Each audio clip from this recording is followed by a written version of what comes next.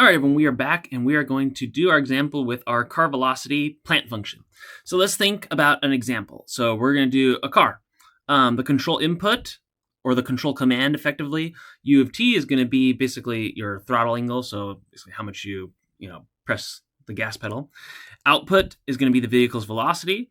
So the input and output are not linear, not instantaneous, right? So like if you slam on the accelerator, you don't just immediately hit max velocity.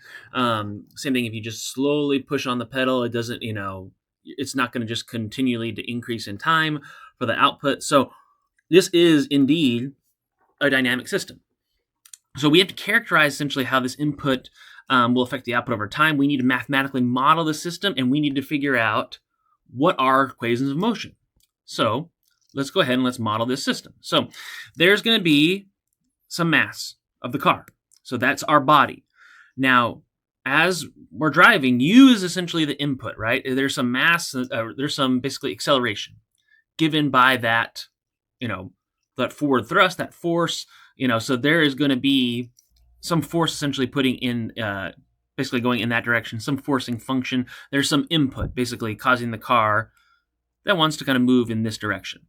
So we have essentially this here. Now, there's an opposing force, which is, you can think of it as aerodynamic drag. So there's some damping drag coefficient times the velocity.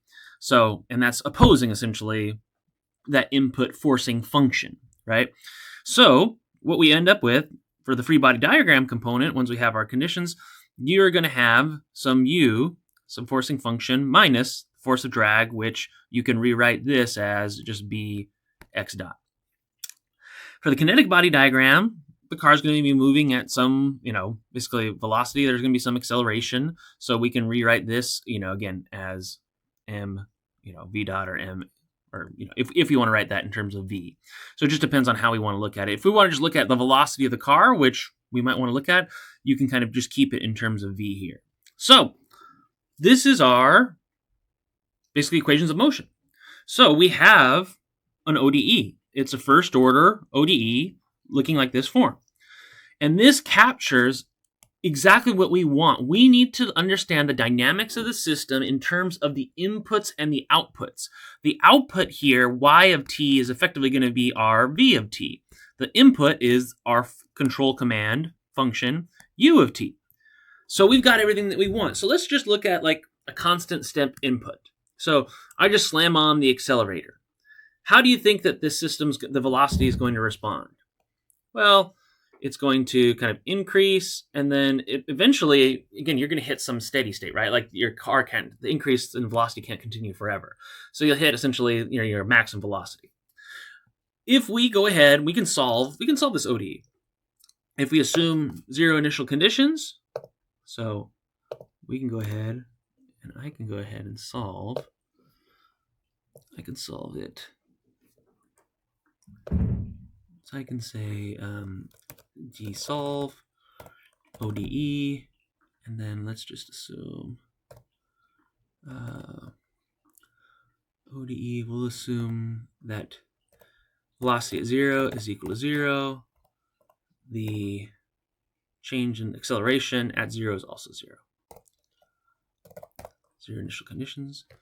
Actually, we only need one initial condition because it's first order ODE. I'm not being smart. And then we'll solve for it. V of t. Hopefully my syntax is correct. Maybe it's not this.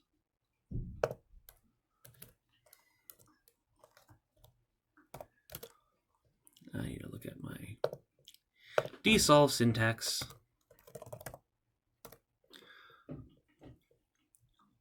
Let's see.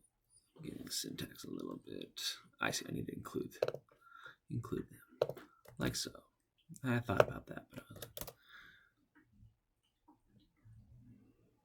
solve, and actually, and we could assume we can make some assumptions here.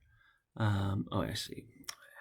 I wonder if I can do ODE test, and I'm just going to say equals ODE slash dot U of t goes to 1.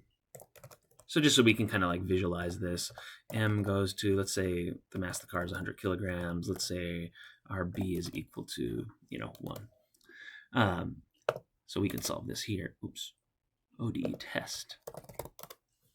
And so you get your solution.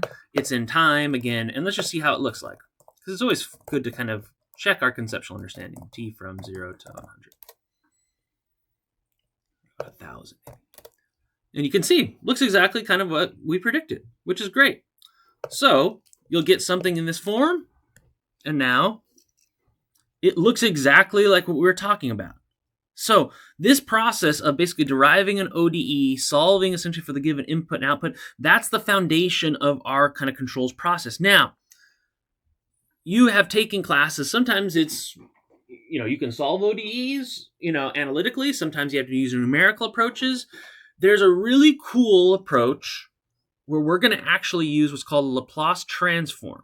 And we're going to get into that in detail next time, but we're going to use a Laplace transform in order to kind of simplify the math and allow us to essentially work in different domains. So you can move easily between a time domain and a frequency or S domain. And an S domain is kind of general. Most of the time you're going to be doing it, converting S into frequency domains, but we can kind of come back to that. So we will, next time, we'll jump completely into Laplace transforms. How do we actually do that? How do we calculate them? How they're useful? How they can give us insights into magnitude and frequency responses of our systems. And more importantly, it's the foundation for how we're going to actually analyze control systems. So we'll see you then.